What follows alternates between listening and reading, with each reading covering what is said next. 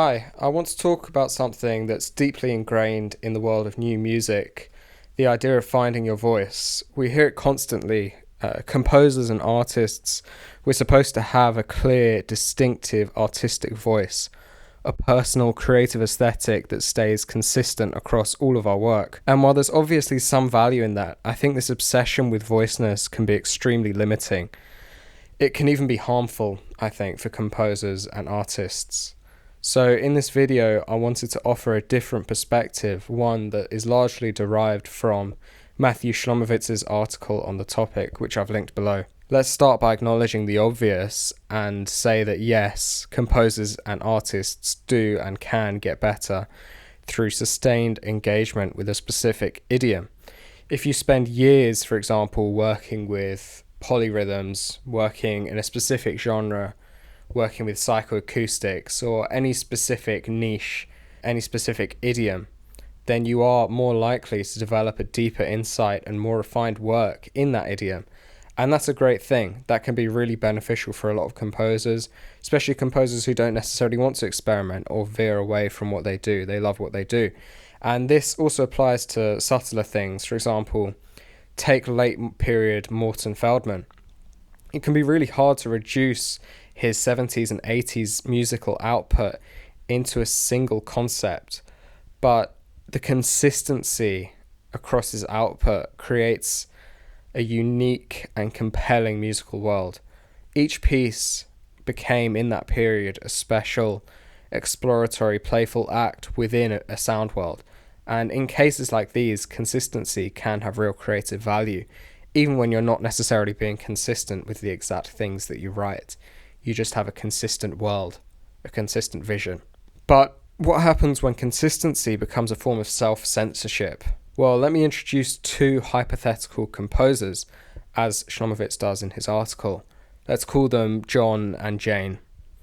Now, John, he writes music in equally proportioned sections, and one day he has this bold idea. What if one of these sections was 50 times longer than another section? And suddenly this piece would balloon from 8 minutes, for example, to 100. And he's really excited about the prospect of this, but he rejects it because he says that weird proportions, for example, don't fit his artistic practice. Jane, meanwhile, she writes in a pointillistic, atonal style with no clear beats, no clear rhythms.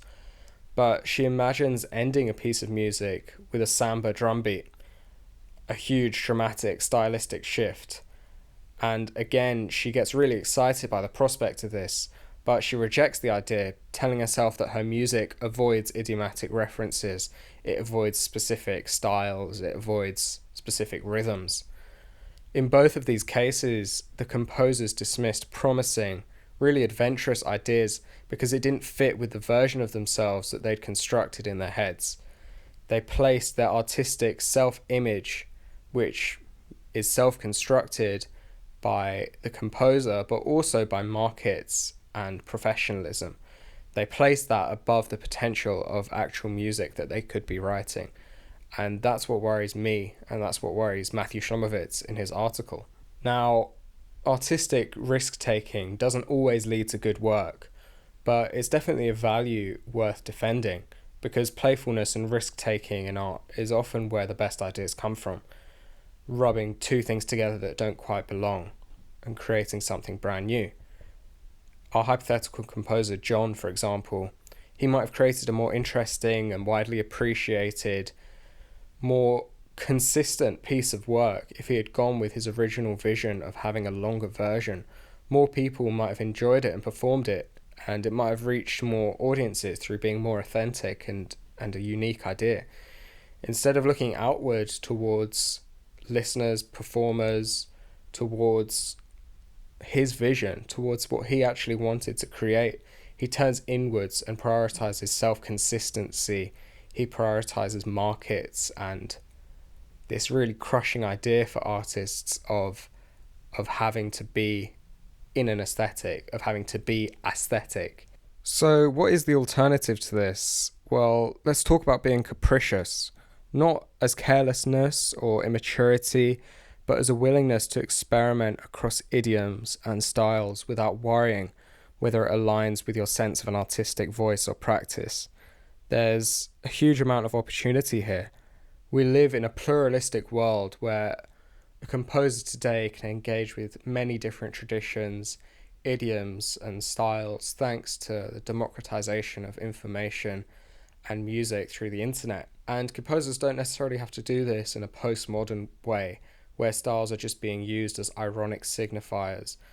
I'm not talking about juxtaposing Baroque music with heavy metal music, for example, although that's definitely been done. But I'm not talking about it in a way to, collapse social, cultural hierarchies. That's not what I mean. What I mean is juxtaposing heavy metal and Baroque music with sincerity, not as a joke, not as a political or social commentary, but just because you love to do it and because it's fun. And that's the kind of freedom, creative freedom and artistic potential that is so powerful, and it's something that composers, thanks to all the information and music that we can access today, it's something we can really access and tap into. But there are risks too. First, what Shlomowitz calls the creative tourist argument. Jumping from one idiom to another capriciously without depth can feel really shallow, like you're dabbling and not properly engaging with a specific culture or a sound world that means a lot to some people. This is something that a lot of composers and a lot of artists, the first one that comes to mind is Jacob Collier. They get criticized a lot for this. So what is the solution? Well, you should dive deep, center an entire work, an entire album, for example, around a specific style and build fluency and voiceness within that style itself. Another problem that can arise is the anti-absolute freedom problem.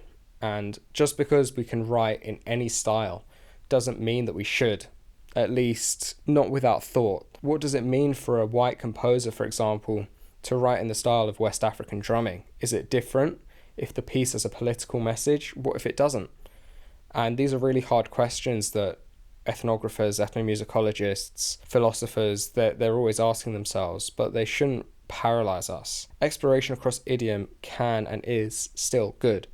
So as long as we approach it ethically, respectfully, sometimes slowly and with an awareness, we can really work towards something special. Let's also not forget how the emphasis on voice reinforces the idea of the lone genius, romantic composer, the lone artist. Even in movements that have rejected romanticism, we still worship the individual. Cage's chance music, for example, it's still read as the work of John Cage. There's nothing wrong with sole authorship, but co-composition is just as valid, and yet it's often treated as second class. Here's a more personal example of all this. I've often felt frustrated, sad, upset with myself that I thought I lacked some kind of artistic voice.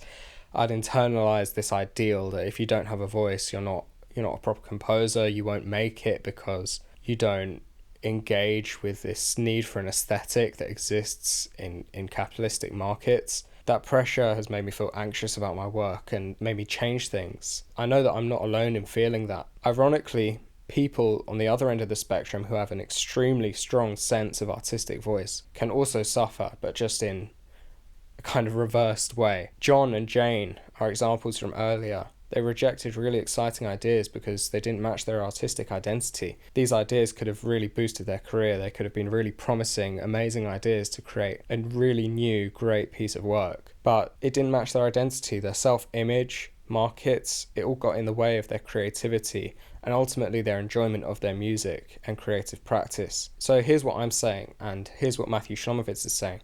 It's okay to be capricious. It's okay to explore. The phrase "my practice" often gets used to signal professionalism, seriousness, maturity, but sometimes it feels like a defense mechanism, something to hide behind, something that's not genuine, that's not authentic, that can actually get in the way of the goals of an artistic voice, especially those within markets. If you come across as inauthentic because you're just repeating yourself, or you end up trying something new but you get trapped by the creative tourist argument or something, you'll come across as inauthentic and not engaging deeply with work. And great music does come from people with consistent practices and people who engage with things superficially as well. But it also comes from people who wander with intention, who change direction, who experiment playfully and wildly. And my goal with this, and Matthew Shlomowitz's goal, isn't to discredit the idea of having a voice. It's to loosen the chokehold it has on artists, especially within markets, to allow them to have freedom to express themselves at their first whim, not after several layers of filtering. Well, this doesn't quite fit with this project, or this doesn't quite fit with my aesthetic. How am I going to brand this on social media, and so on. So let me know what you think about this. Make sure you read Matthew Shlomowitz's article. I've linked it in the description, and thanks for watching.